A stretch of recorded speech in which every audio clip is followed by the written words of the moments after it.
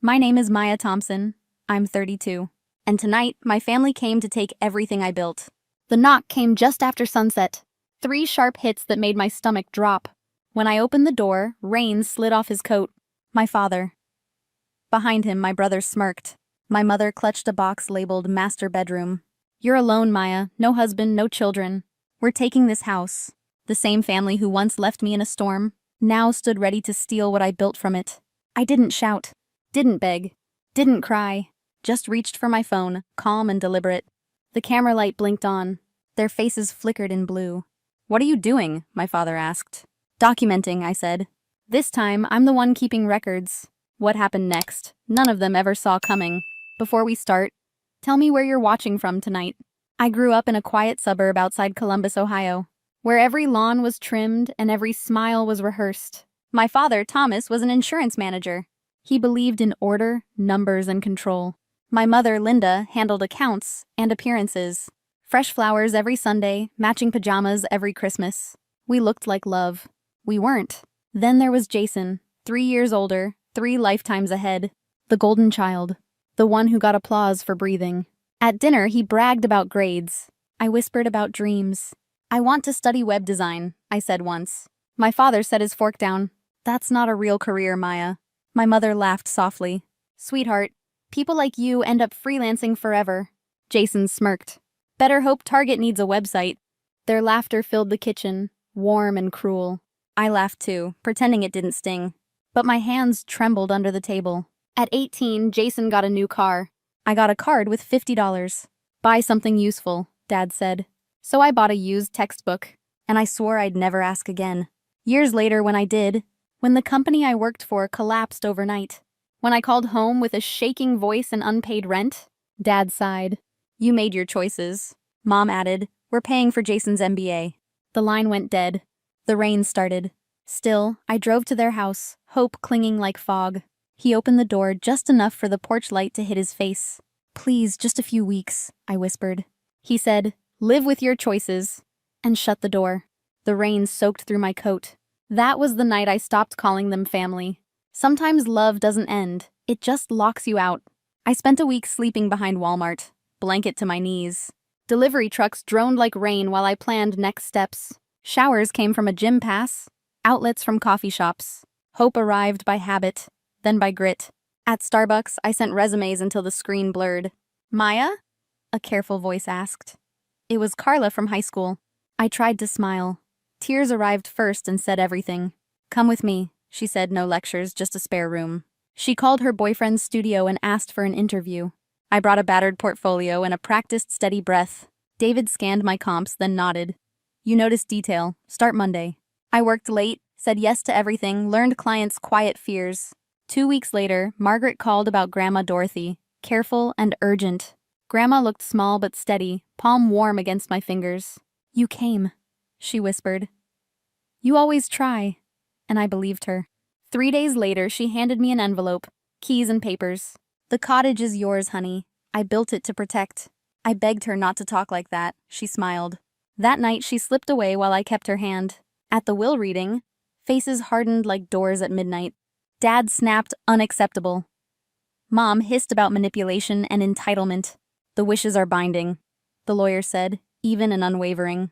You never visited her, I answered, keys resting in my pocket. Jason muttered I didn't deserve it. I said Grandma disagreed. The cottage waited under gray sky, paint peeling in sheets. An overgrown garden pressed against windows clouded like closed eyes. I opened the door and breathed silence that finally belonged. I painted walls a pale cream and fixed the leaky trap. Lilies went into soil Grandma had turned with stubborn love. David let me work remote. Nights I freelanced quietly. A bakery, a bookstore, a hotel beside the lake. Mornings smelled like coffee and freedom on the sill. Evenings, I ate under Grandma's oak and practiced stillness. A year later, I registered Horizon Creative, her favorite word. Eyes on the horizon, not the storm we survived. Clients arrived by whispers, not ads. Careful work travels farther. Reputation grew while I kept promises small and precise. Ryan came on a Wednesday, owner of the downtown bookstore. Calm voice, handshake that met and held mine. I rebuilt his logo and site. Our dinners kept repeating. Sundays we planted herbs, plans growing under our nails. By 32, the converted garage hummed with useful light. Life felt ordinary, earned exactly the size I needed. I mistook quiet for permanent and safety for settled weather. The days finally steadied again. Comment 1 if you're rebuilding quietly, brick by brick, for yourself. Comment 2 if you're learning to say no without apology. I thought peace was shelter, until greed learned my new address.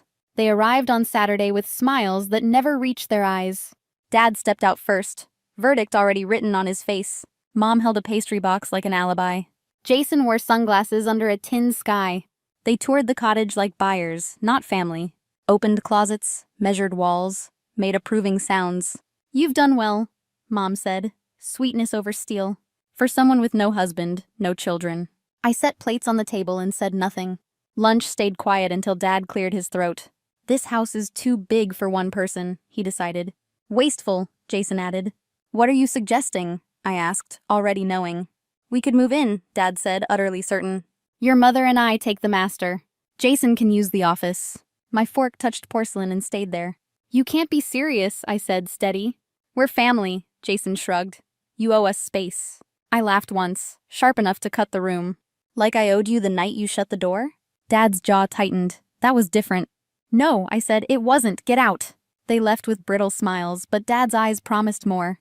3 weeks later, Ryan and I were in Chicago. A text lit my screen like a flare. "Margaret, people are at your house. They're carrying boxes inside." Cold moved through my ribs and steadied there. I opened the Ring app with hands that didn't shake. Video bloomed. Bright, unforgiving, time-stamped. Dad pried the back door lock with a tool. Jason hauled suitcases with a mover's efficiency. Mom slipped in behind them with linens. They moved like owners, not thieves, careful and decided. I called Jason. "What are you doing?" "We're moving in," he said, certain. "This is a family home. You're alone." "You broke in," I said. "That's a crime." "We have every right. Contest the will." My hands trembled. My voice did not. "Try me." We drove 4 hours through rain that wouldn't soften. Curtains drawn. Lights on. Their car in my space. Inside, my photos were gone from the mantle. Boxes crowded the hall with my name crossed out. My clothes were crushed into plastic tubs. Dad stepped from the hallway, calm as stone. "You weren't supposed to be back yet," he said. "It's done." I let the silence thicken around his word. "Is it?" I asked, reaching for my phone. He folded his arms, certain of his math. "We're taking this house. You can't stop us." The camera light blinked. The app recorded everything. Jason hovered, trying to be larger than his shadow. Mom set the pastry box on my counter like a flag. I took a measured breath. Not rage, alignment. Not panic, procedure. "Living room," I said, "now." The word landed like a gavel. They followed, still believing they owned the story. But the record already belonged to me. They took what wasn't theirs, so I took back what they couldn't touch. I didn't raise my voice. I raised the record. "Leave the boxes," I said. "Stay exactly where you are." I tapped 911 with a steady thumb. "Emergency?" the dispatcher asked. "Family break-in," I said. "I have video proof." 20 minutes stretched like wire. Rain stitched silver lines across the window. No one moved. Sirens softened as they turned in. 2 cruisers, lights washing the porch. Officers stepped through my doorway. Professional and calm. Dad put on the confused smile. "This is a misunderstanding," he offered. "We're her family." "Family doesn't use a crowbar," I said. I opened the Ring footage. Play. On my screen. Dad prying the back door. Jason carrying suitcases. Mom entering with linens. The latch cracking like a bone. The room tilted into silence. An officer glanced at my phone. "Ma'am, we see it." He faced my parents. "You have 30 minutes to leave. After that, you're under arrest." Mom's eyes filled instantly. "We have nowhere to go." "That's not her problem," he answered. Jason muttered under his breath. Dad tried a new angle. "She owes us housing. We're family." I kept my voice level. "I owe no one my home. Not after the night in the rain." They scrambled then, clumsy and bitter. Photos yanked, drawers slammed, whispered accusations. Boxes thumped to the porch. Ryan arrived breathless, rain in his hair. He stood beside me, wordless. Presence is sometimes enough. The officer handed me a number. "Report filed. You did right. Press charges if they return." The door clicked behind them. My house exhaled like a lung. Quiet spread across the floorboards. I walked the hallway slowly. Photos rehung. Clothes rescued. Order rebuilt in small movements. That night, I emailed my lawyer. Subject break-in, evidence attached. Body. Request restraining order. We filed by morning. The footage spoke before I did. So did the police report. A week later, court set boundaries. 500 feet, no contact. Violations carry immediate arrest. Charges followed for the men. Breaking and entering. Trespass. They pled to probation, fines, apology letters. Justice didn't roar for me. It wrote itself in ink. It closed one door gently. I kept my routines boring. Locks changed. Cameras updated. A laminated copy near the door. Neighbors waved with careful relief. Carla dropped soup and flowers. Ryan fixed the splintered frame. I slept with the window open. Rain tapped the sill like forgiveness. Nothing inside me flinched. They tried to make chaos home. I made procedure my peace. Justice didn't roar. It whispered, and the house heard. I didn't chase an apology. I chose a life without one. The house found its heartbeat again. Ryan fixed the frame, then breakfast. I planted rosemary along the walk. Painted the porch a calmer blue.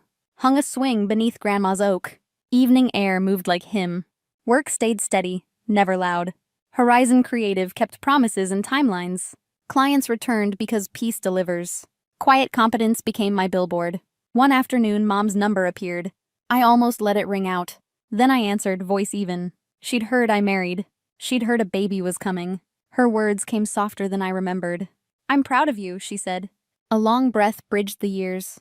Thank you, I answered, nothing more. Grace didn't reopen doors. It unlatched the lock inside my chest. Some nights I sit on floorboards, bare feet on cool wood, listening to rain stitch the yard. It sounds like the night I was refused. It feels like the night I was remade.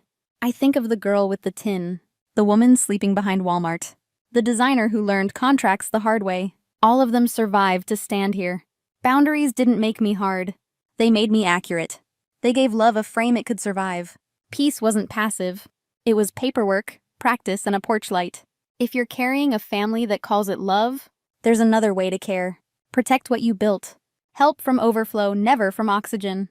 Answer emergencies. Deny entitlement. Let rainwater not drown. I'm Maya Thompson. I love my family. I don't surrender my home. Storm passed. The garden stayed. If this story reached you at the right time, stay. Tap like and subscribe for more quiet strength. In the comments, tell me where you're watching from and whether you chose peace today.